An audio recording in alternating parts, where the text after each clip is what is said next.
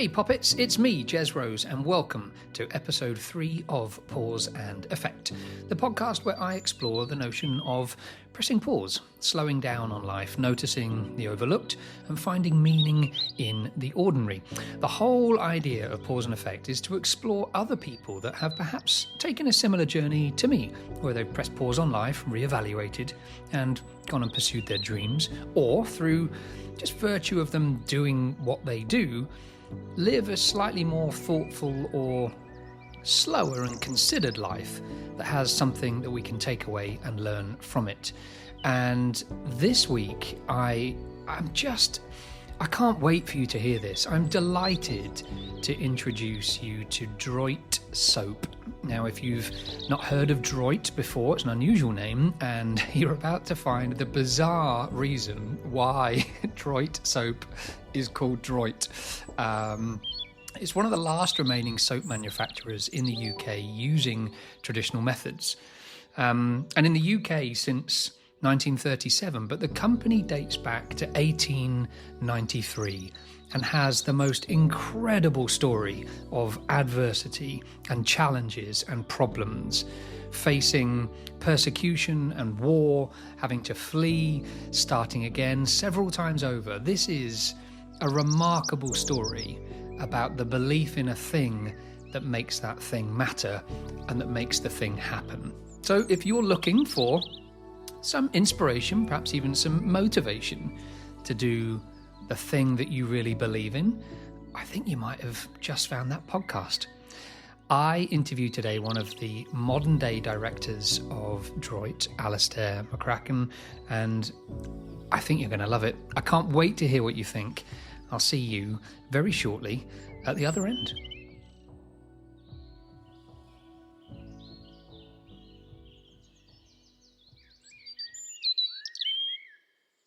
For those that are unfamiliar with Droyt, can you share a little bit about its history and your personal connection to it as well? How did you end up here? Yes. Well, the history is amazing. It's a little snapshot of, European history, 1893 to 2025. So the company was founded by a Jewish family called the Danishevskys in Belarus, in Minsk, in 1893, and became quite successful. So the family moved to Russia. I don't know why, that's lost in the midst of time. But obviously Russia was the sort of the feudal overlord state. I think even Belarus then was a vassal state. But so they moved to Saratov, which is south of Moscow on the banks of the Volga River. And that's significant because soap is made from, then it was beef fat, things like glycerin, and our soap has got sugar in it. And those things, like coconut oil, is another one. Coconut oil and sugar do not come from, Russia, Chorley, Lancashire, or Northern Europe. And so you need transport. And there were trains in 1893, but bulk transport, was really shipping, especially from the tropics. So we're looking to be buying sugar, and we're looking to be buying coconut oil. So coconut oil would come in, and so having a factory situated near water, like navigable water, was the reason. The company moved to Saratov, and it was called the Victoria Fine Soap Works, which is interesting in many ways. This is a Russian business. Why are they calling this? But of course, there was a Tsar. Victoria, Britain ruled the waves. There was everybody knew that Victoria was the empress of half the world. That kind of thing. And that's quite shrewd. Oh yeah, absolutely. Yeah, not They just were a pretty focusing smart family it's to do absolutely a both of marketing those thing. things. Yeah. It would be absolutely anybody. There used to be a company called Woods of Windsor. That's it. Yes. That kind of thing. Victoria Fine Soap Works, and it became very successful. So they were selling, manufacturing, selling. Obviously, Russia's a big country, and everybody needs soap. So they were selling a nice quality. It was called fine soap, so it was a toilet soap. This is to differentiate from laundry soap. Mm-hmm. Yes. Yeah. And any other sort of soap, carbolic, anything like that. So, anyway, became very successful, moved on, and then the Russian Revolution happened. So 1917 to 1920, there was upheaval. Now, they were still manufacturing, the country still needed soap, so they carried on making it. But gradually, the Bolsheviks took over control of every aspect of society. So it starts off with government, then local government, and then local government's reviewing, the way that the local government works, and then gradually it moves down the list until you get to a little soap company, or a sizable soap company, but still a company. And so state control. So this is they needed to move, and the business would be taken away from them. All their possessions would be taken away from them. So they fled. Initially, they fled from Saratov and took everything they could carry and went to... So literally abandoned the business, had to abandon the factory. Yeah. I mean, it must have been... Gosh. And this is some time after the actual revolution. Right, so right. The kind of the writing was probably on the wall, but it wasn't easy to transfer goods and money and everything in those days. Gosh. Not like now. And then, so yes, they had to flee, and they ended up living in a dacha outside Moscow for a few months, trying to get papers and everything, and they were kind of in secret. And Pavel, who was the grandson of the original founders, was a young lad then, like a 14-year-old, and he would spend his days, he was telling stories. So he had lots of stories to tell about that time, and he was telling stories about, he would go off in the daytime or early evening and break into other dachas around, which are all summer residences. Right. And they were there in the autumn and winter, I think. And would be finding Turkish cigarettes which he'd smoke. Huh. And then he'd come back and he'd feel very guilty because he couldn't tell his dad, because his dad would be furious. And his dad was smoking anything he could get hold of, like making his own tobacco out of things and things like that. So, and he couldn't say anything about it. So yes, but awful time, obviously. And then eventually they moved. They managed to get a train, and they went to, with some lots of trauma, made it to Berlin, and this would be in the early 20s, and managed to take some assets with them, some jewelry and things like that. And they had connections. They weren't the only people who were moving. And set up a new business in Berlin. Gosh, all over again. All over again, right from the ground up. So they found a mill to rent, an old mill, just off the Fürstendamm in Berlin.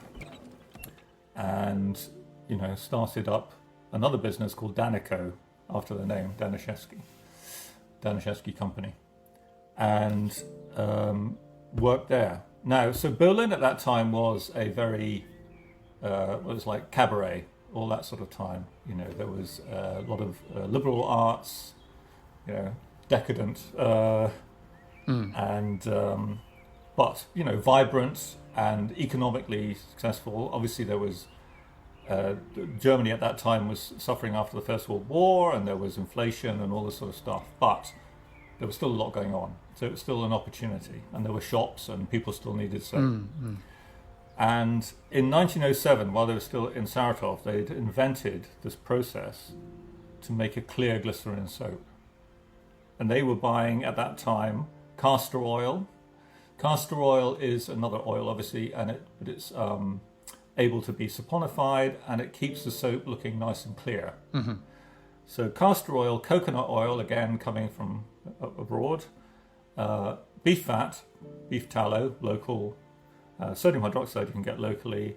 You needed alcohol to help everything mix together, and then water, and that's all mixed together, and you get soap.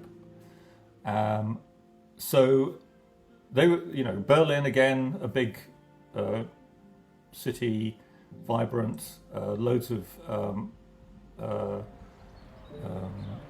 availability of all the raw materials. This is important. So they could have a business, and they could buy all the raw materials and take them in and make soap.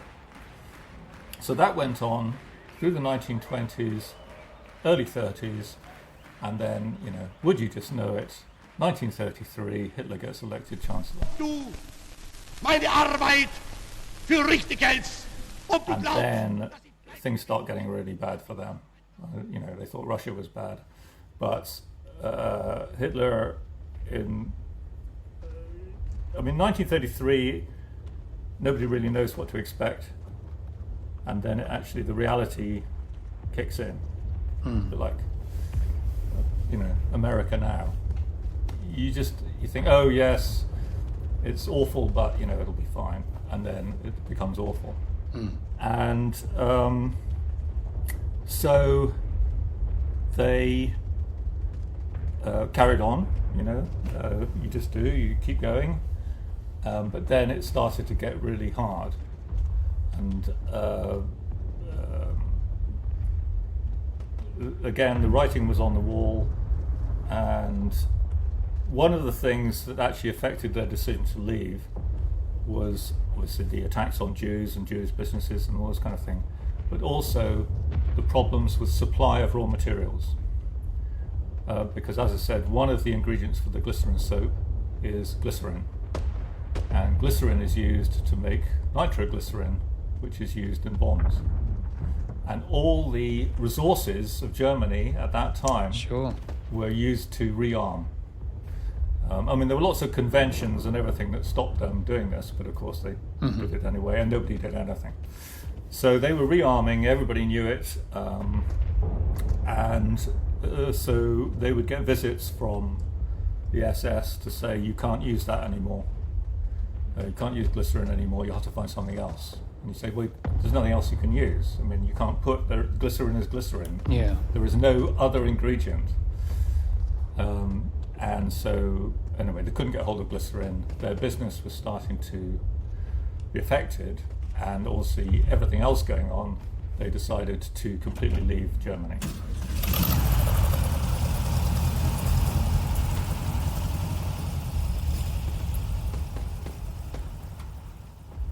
This time it was a bit more organised, because it was by now it was the 30s.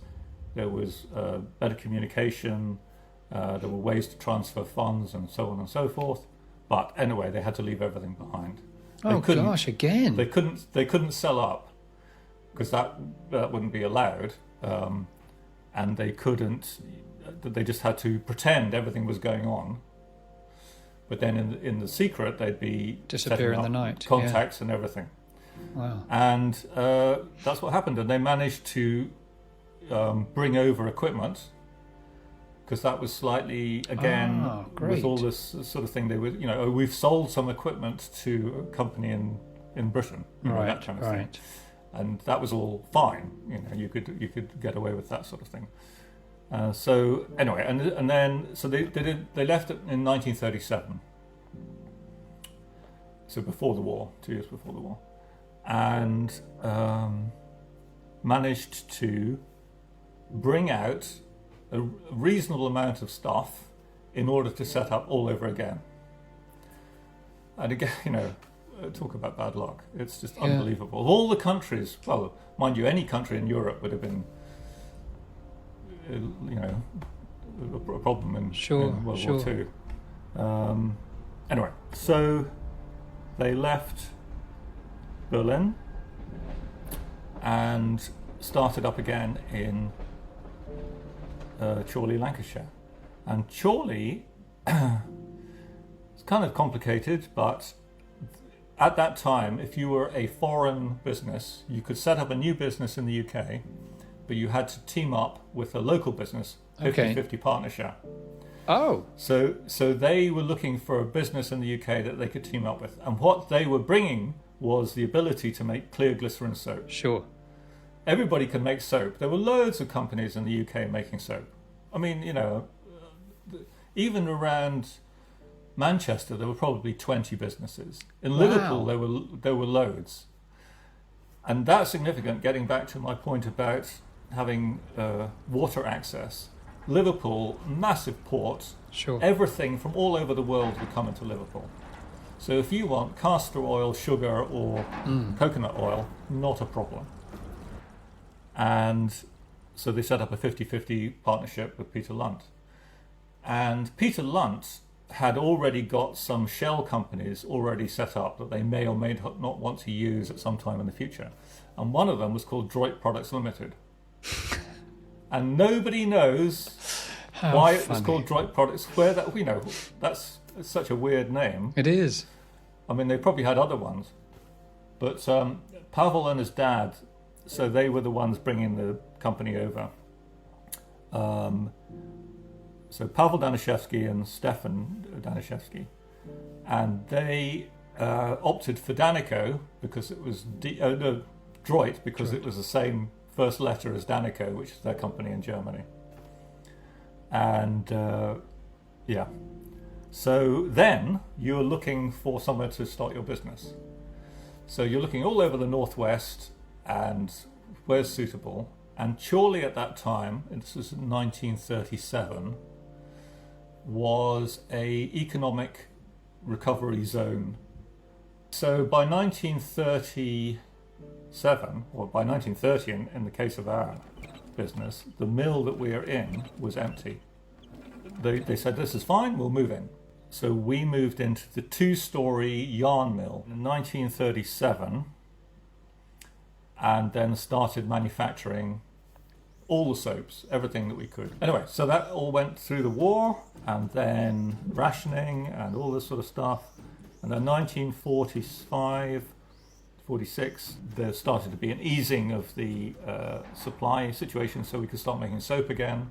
That carried on for several years, and then in the late 50s we started making glycerin soap again. And then gradually over the years we ended up not making soap bars or soap figures. We just make glycerin soap to differentiate ourselves from everybody else, really. Sure. And the rest is history.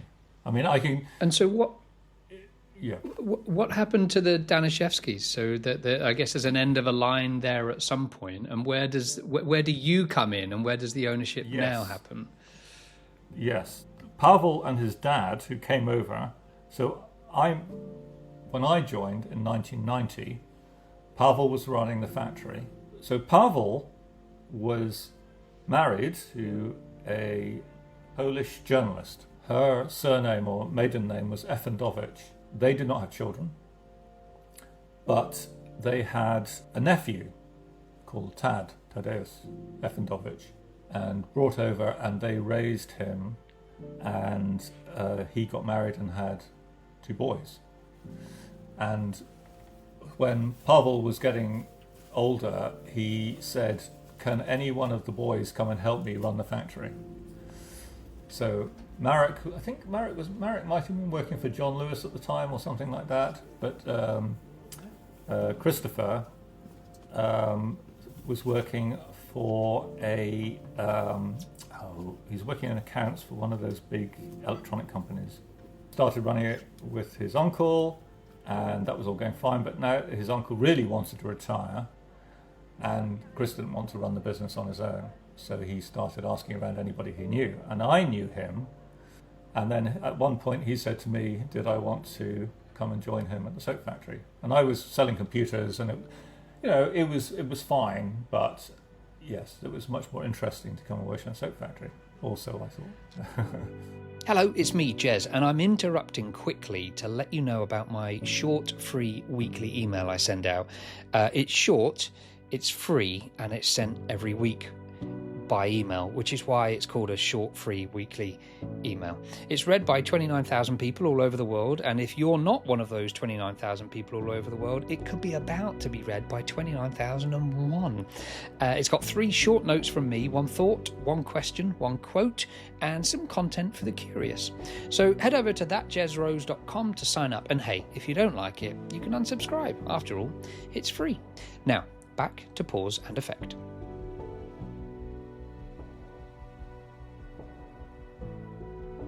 It is remarkable, isn't it? It's such a long-held tradition. I mean, it must... What does it mean to you now? And obviously you've been there a while, but what does it mean to you personally to continue such a long-held tradition that actually... I mean, if looking... I've been making notes as you've been talking with the dates and all of the movement and the frank adversity that family faced. It is any wonder it is still going. Anybody else would have said, let's just chuck this in, this is too difficult, again and again and again. I know. Why would you do that? It's a very interesting question.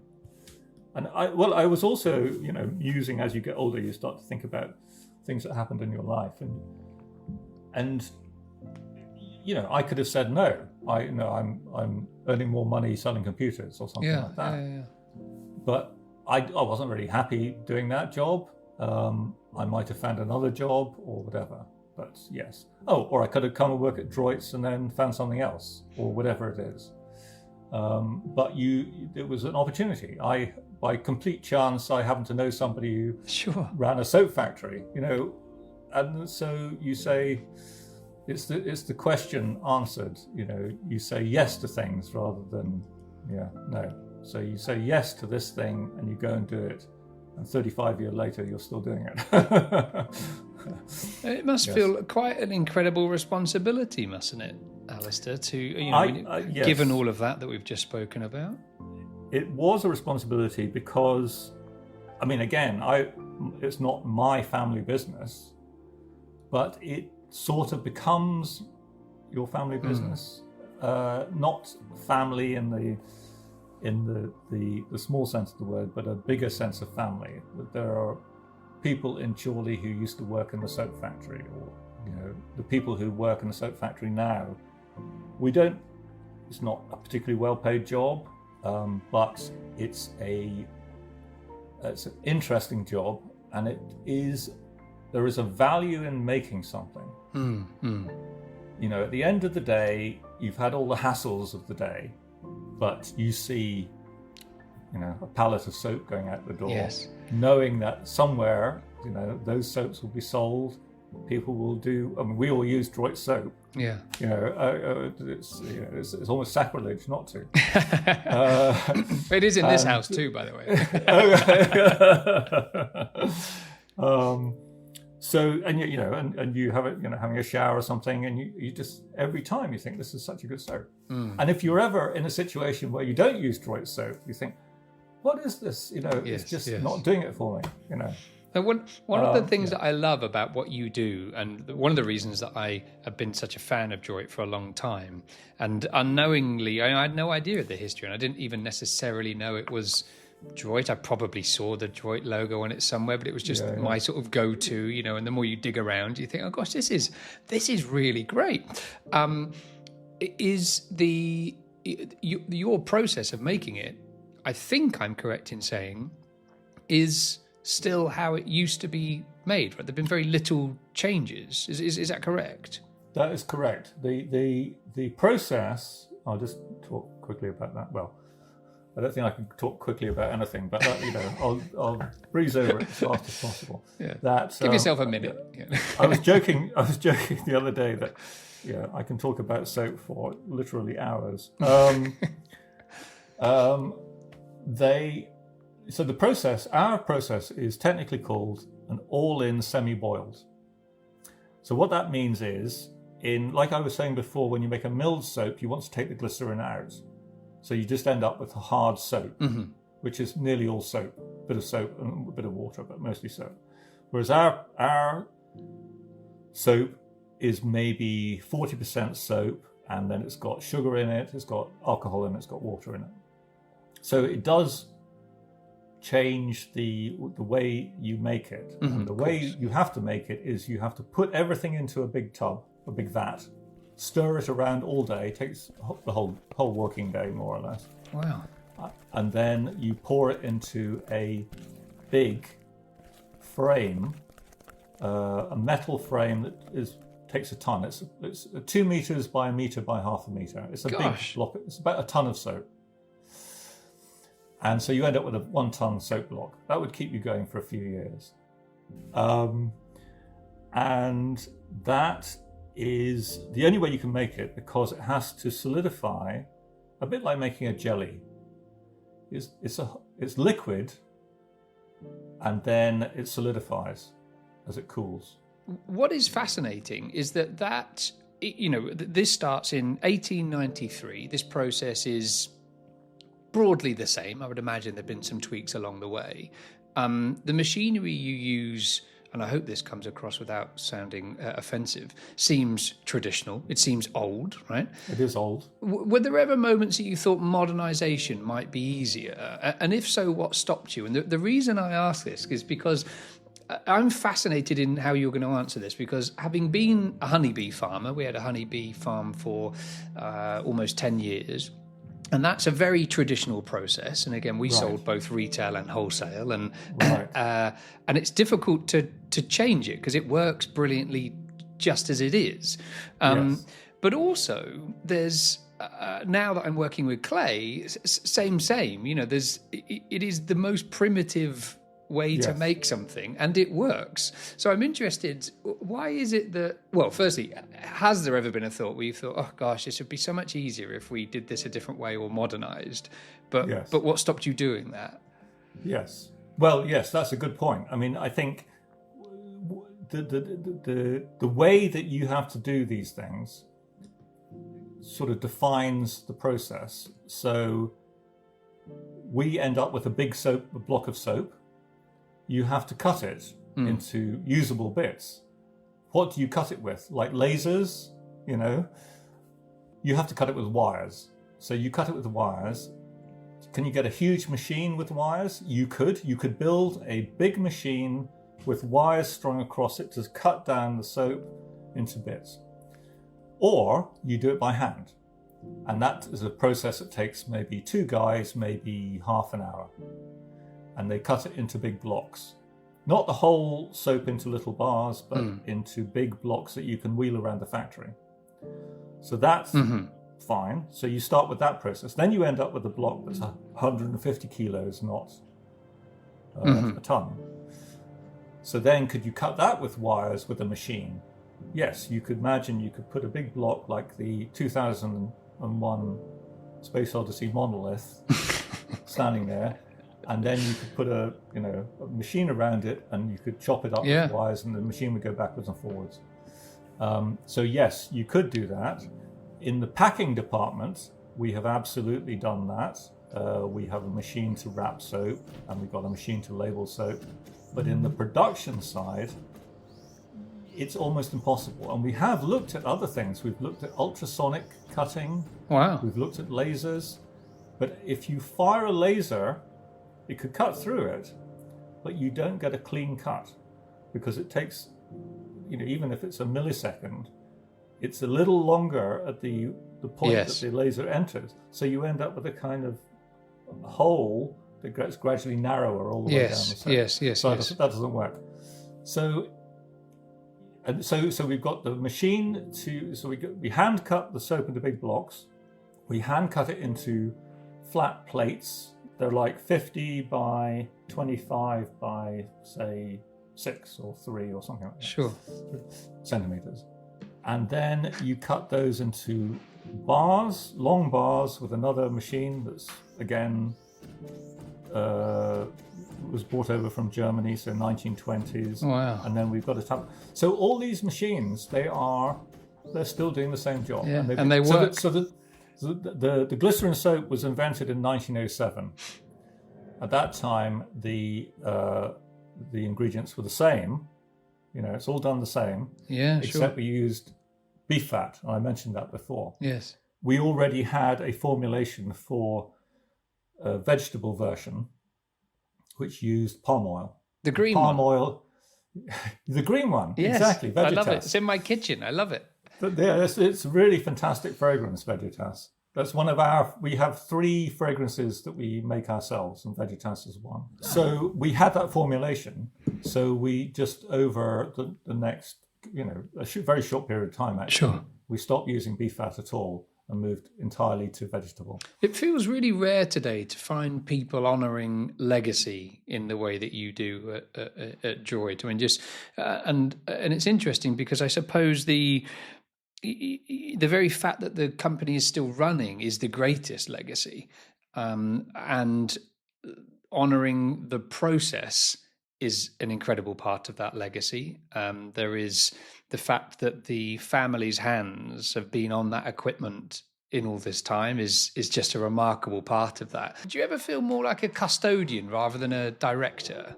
Yes, a little bit. And I think that's one of the things that has concerned me over the years, that you do, and you mentioned this before, there is an absolute sense of responsibility that you at all costs, you need to keep the factory going. Yeah.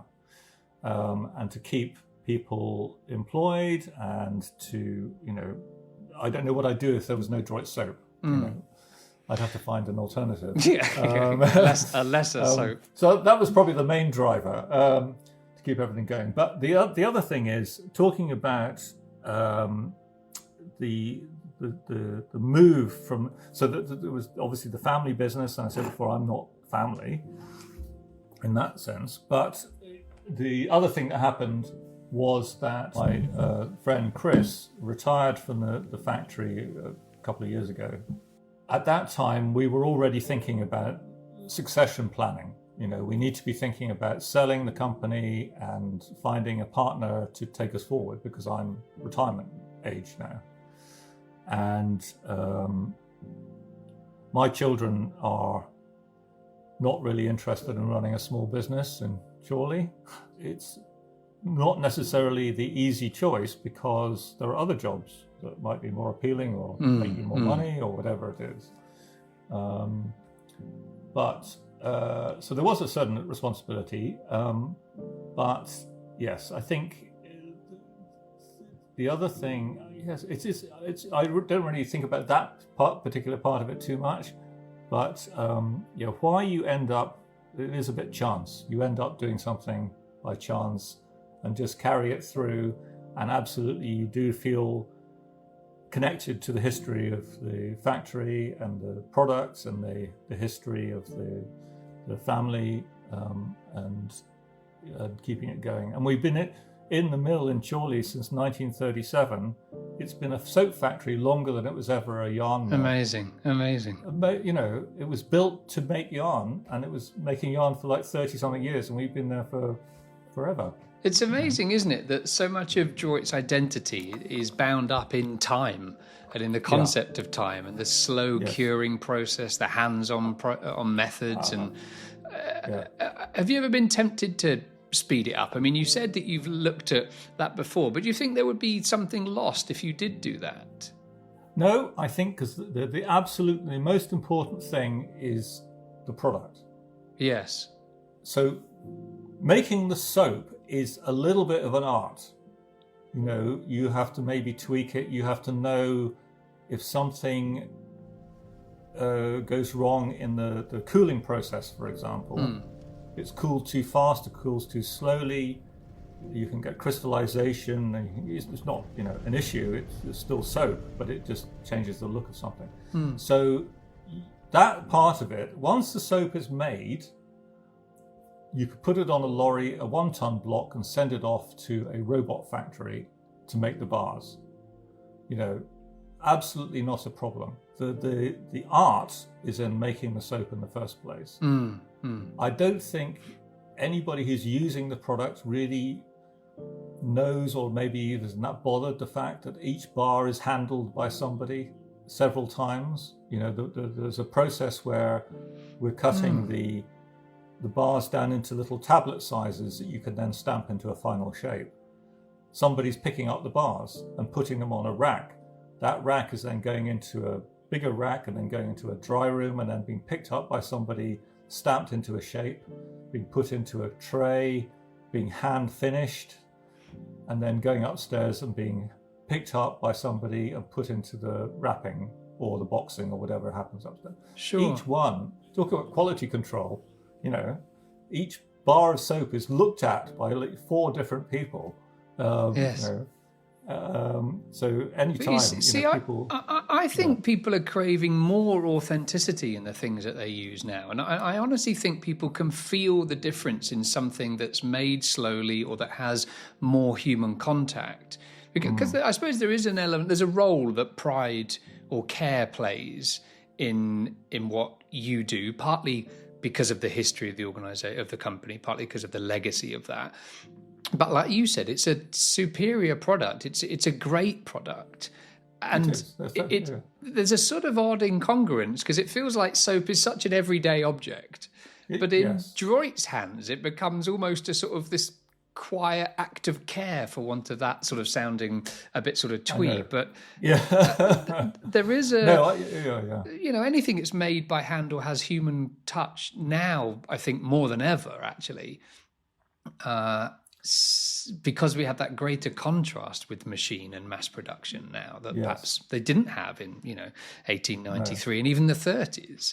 It was just de facto. It was another product. Every product was handled by somebody. Sure. I mean, there were some more than others, but I think that's absolutely true. I think if you wanted to value that, it becomes a monetary thing. So, yes, if you're paying people to do all these jobs, then that costs money. There's no question. Our wage bill has gone up massively. Sure, I can understand that. People have been paid more, and which is great. Absolutely fantastic. But it means that if you're looking at a process and you're looking at all the different stages, and you're thinking, well, that process cost me 5p. Per bar, then that's a big proportion of the total value of the product. Yeah, sure. So, but we couldn't. I don't want to be selling a bar of soap, an everyday bar of soap, for £10, which is maybe what it should be. Sure. We want to be selling bars of soap for £3, which is still, relatively expensive, but it's a quality product. And so you do have to pay something, a premium. But you can buy a bar of soap for £1, Sure. So you're having to compete with that. But you said you started using Droyt soap. Do you remember the process or where you bought it or anything like that? I think the first... Now, that is interesting. It's funny you said about Waitrose, because it rang a bell and I thought, I wonder if I picked that up randomly in a Waitrose. But... It's so frustrating now because it's become, I've ordered from you directly a few times at different addresses. The collaboration soaps that you've done, I've enjoyed a few of those. And it's funny because whenever this is really putting myself in the spotlight, but I think I could tell a Droyt soap over another soap. And one of and this sounds like such an odd thing to say, but in my previous career as a speaker, I would travel 200 days a year in hotels. I've seen a lot of soap over the last 22 years in hotel rooms and different places and all around the world, and seen that transition from little soaps to pumps on the wall. And for me, I'm not a huge... I actually really love your dispensed tea tree antibacterial soap, the liquid soap that you have. I think that's a wonderful product. Yes. But I still favour a bar for sustainability and environmental sort of purposes, I suppose, more than anything. But it's strange how actually the Vegetas soap is, I think, still my favourite. And I love finding the different scents. I wrote rose on my notes here because I don't think I've ever had the rose soap. So I'm going to jump on and I'll order that in a second because I do like a scented soap. And that for me is really interesting because I love how Droyt has kept those traditional methods alive. But that actually there is, I suppose, this thinking about the future and the collaborations for me are almost like modern storytelling. That how do we give you this wonderful product, but how can we collaborate with somebody else to sort of create a new story or a new sort of element to Droyt's story? Yeah. Because I suspect that's the way that you stay relevant without compromising your own principles, right? It's because there must be huge competition for making soap. There is. I mean, yes, we do have this unique, as they say, USP, unique selling point that there is nobody else in the UK, at least, making soap the way we do. And so you're always looking at all these different things. But again, traveling the world, whatever, it's hard to find a product that's the same as ours. Yeah, it is. So as we wrap this up, I've got two questions, I suppose, or last question maybe. And it's an odd question out of context, but I think it is the right question to ask. If there's, I'm struck by the legacy of Droyt and also your tenure, I suppose, there, because it does almost feel like it's handed on and on and on. If there's one lesson that, quote unquote, making soap has taught you about life, what would that be? I think I mentioned before the value in working somewhere where you come away at the end of the day and with all the sort of issues that have gone on during that day, but you have a sense of satisfaction. So it's hard. You can't say that you do that every day, but you spend such a lot of your time working. That you've got to find something, and it doesn't matter what it is really, that you don't have to. If you can, it benefits you, emotionally and psychologically all through your life, that your job gives you a sense of worth or value because of whatever you're doing. So it could be, working in a hospital or working on the railways or any job. So for me, just coming into it as not knowing anything about the soap process, or I had a science background, so I kind of understood it, but I was not thinking when I was a student, I want to run a soap factory. And so you take opportunities as they come along, and you end up doing this. And the reason I've stayed there for so long is because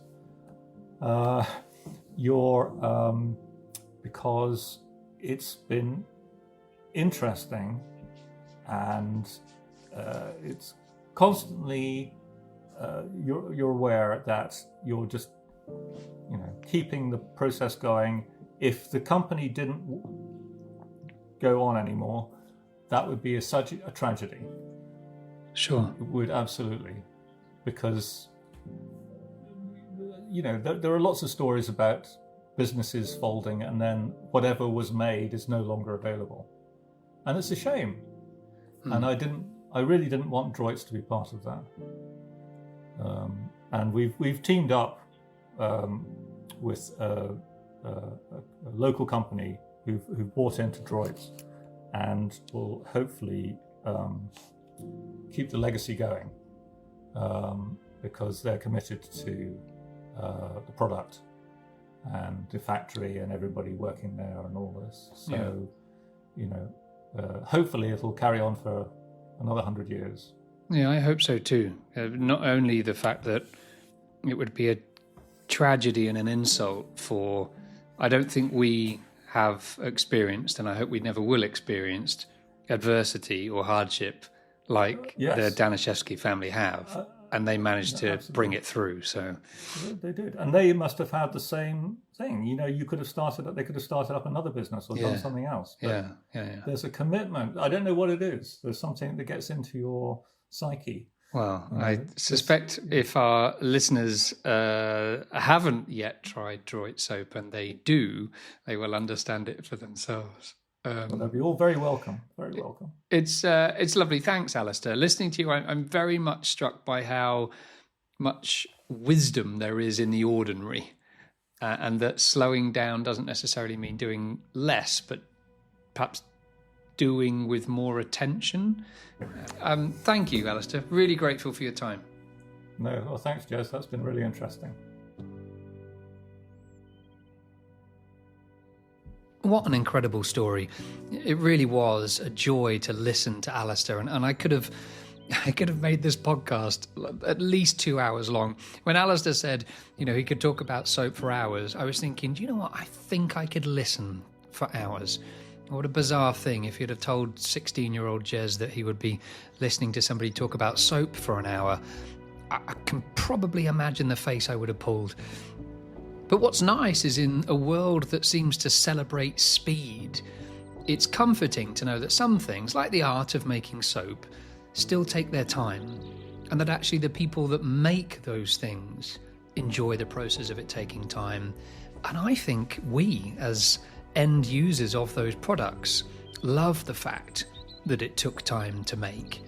And as I now explore a whole new life in ceramics, I can probably appreciate better than ever before the notion of just slowing down, of just enjoying the moment, and of enjoying the process and trusting the process. There definitely was a time, probably almost only a year ago, that I would have been pushing all the time, push, get to the end result, to pack as much in as you can in a day.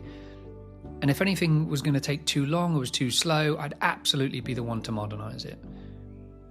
And yet, I kind of missed that process that while I was at the honey farm and now in ceramics, that's exactly what I had to do, was to just slow it down and go with the process. The difference, I think, is that when I was at the honey farm, I always got very frustrated by how long it took. I got frustrated. I was always trying to skip, not cut corners to reduce the quality, but skip parts and try to make it more efficient. And actually the joy is in the journey. The joy is in taking our time.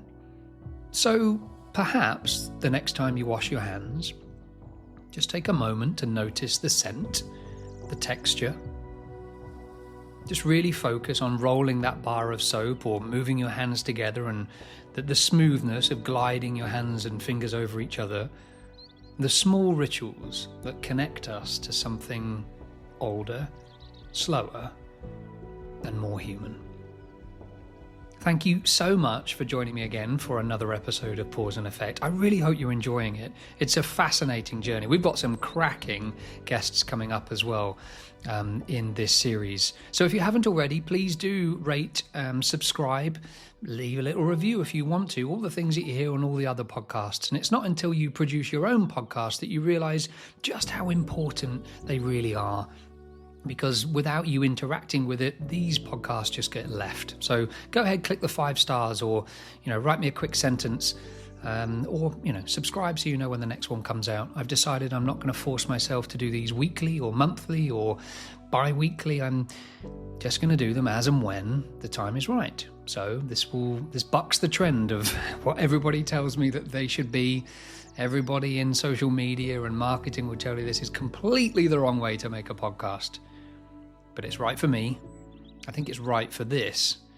And I really hope it's right for you too. If you haven't already, I'm inviting you to explore Droyt, to support the business, but to support the sort of artisan traditional soap. And as you go onto Droyt's website and order your favourite, or I normally order staples, I suppose. There's a couple that I normally always order. But what I do particularly like is just to pick a couple of others that I've never tried before. Oh, what's the orange one? Or, oh, I'm going to try this one over here just to see, as a little treat.